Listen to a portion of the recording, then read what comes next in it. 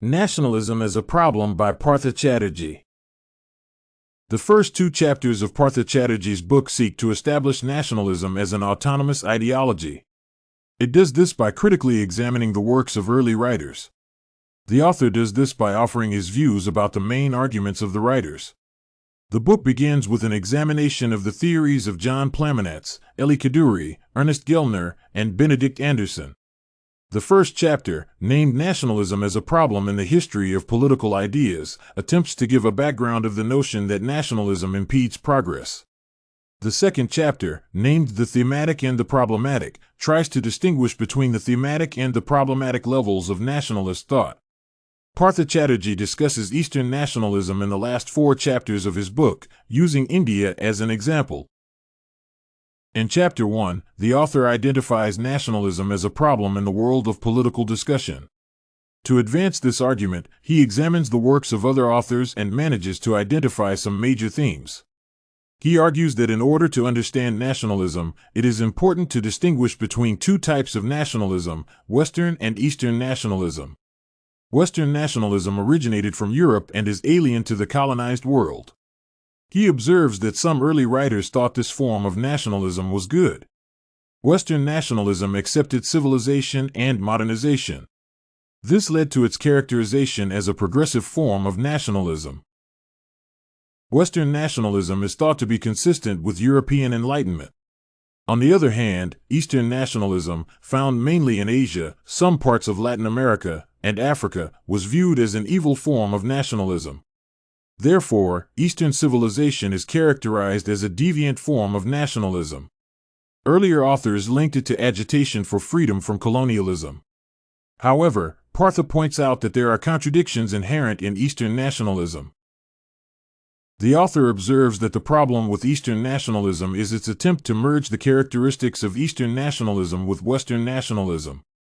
The Eastern nationalists wish to produce a distinct form of nationalism that contains certain aspects of Western civilization. He argues that this is contradictory because it imitates a nationalist model that it seeks to repudiate. The author further points out that the model sought by Eastern nationalists is both friendly and hostile to the culture it imitates. He sums up his argument by stating that this model of nationalism seeks to preserve national values while advocating for the elimination of certain aspects that are retrogressive. Eastern nationalism is expected to modify the national culture and spare its unique characteristics. In Chapter 2, Partha Chatterjee discusses nationalism at 2 levels. He argues that in order to understand nationalism as an ideology, we must examine its content. He contends that early writers emptied nationalism of its content. He sees nationalism at both the thematic and the problematic levels. To adequately demonstrate this concept, he uses Set's work on Orientalism as a basis for his discussion. Similarly, Orientalism is divided into the thematic and the problematic levels. At the thematic level, Orientalism is bound by a linguistic understanding of what is and what is not. At this level, a distinction is made between the West and the East.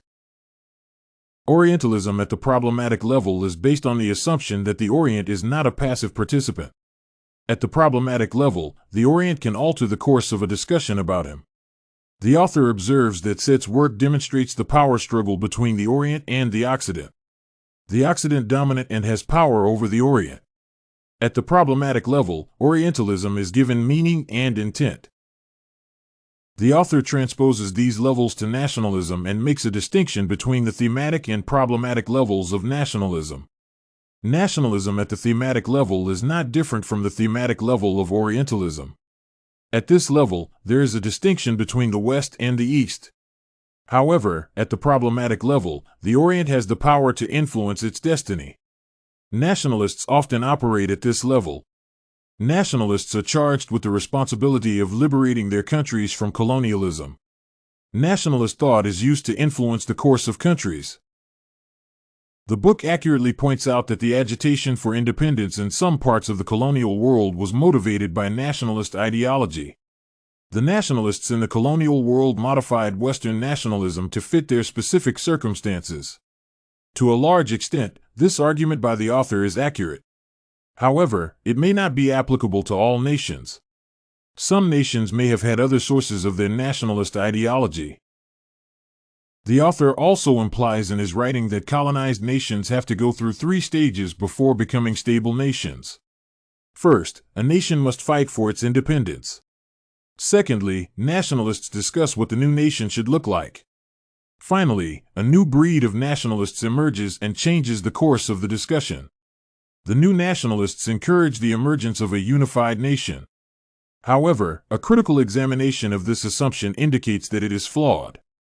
This is due to the fact that not all nations go through all the phases. Some nations may move directly from stage 1 to a unified nation. The book proposes that nationalism should be discussed as an ideology and not as a phenomenon. Early authors viewed nationalism as a phenomenon with sociological determination. This proposition has the potential to significantly change how we look at nationalism. Viewing nationalism as an ideology permits a free discussion of the matter. The subject can also be discussed objectively. This is consistent with the author's observation that nationalism is a concept that people should actively discuss and modify to suit their unique circumstances. Objectivity, in turn, would guarantee future development of the subject. It enables the subject to break free of personalized sentiments. The book also divides nationalism into thematic and problematic levels.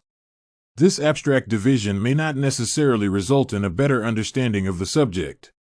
The author also fails to adequately define the 2 terms in relation to nationalism. The first 2 chapters of the book discuss nationalism as a problem in the world of political ideas. The author revisits the works of early writers and comes up with some important conclusions. He concludes that nationalism should be viewed as an ideology and not as a phenomenon. To effectively illustrate his argument, he divides nationalism into thematic and problematic levels. Nationalists operate at a problematic level.